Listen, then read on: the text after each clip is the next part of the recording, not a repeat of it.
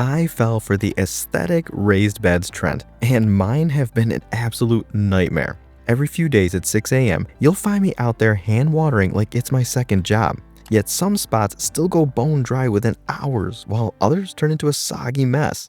My breaking point came when one morning, all the tomatoes had this powdery mildew and blight. Turns out I'd been overwatering the leaves. I finally consulted a professional, and he recommended 3 drip irrigation systems. The first is the Spololin garden watering system. Since my whole garden is a DIY, he knew I'd hate anything too technical. The big selling point here is that you just push and connect the tubing. There's no fighting with barbed fittings, tools, or heating needed, and the whole install takes about 10 minutes. It comes with 50 feet of half-inch main line and 115 feet of quarter-inch tubing. He explained that the main line carries water from the source throughout the system, while the tubing branches off to individual plants. What I really like is that it comes with 32 adjustable emitters, and you can toggle between a drip, a spray, or a vortex mode. That's huge for me because I can finally give my thirsty tomatoes a heavy soak while lightly watering the spinach.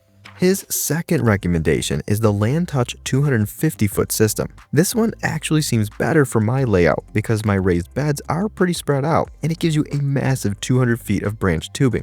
Also, its splitter is solid brass. He said that most of these kits come with cheap plastic splitters that inevitably crack or leak after one season in the sun. So hearing that this one was brass was a huge relief. It uses the same quick connect design and comes with 16 drip emitters and 16 fountain sprayers, and that actually fits my plan perfectly. I can run the slow drips for the tomatoes and use the fountain sprays for the flower bed.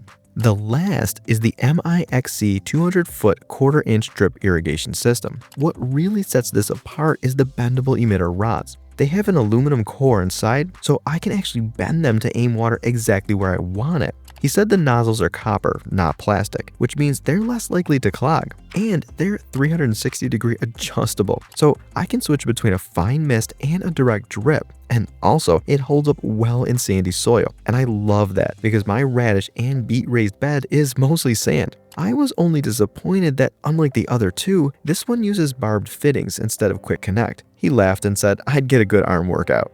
A couple more things he shared for all 3 are that the tubing can be pretty stiff, but dipping the ends in hot water softens them. Also, keep in mind that they're all fairly new, so long-term reliability is still wait and see.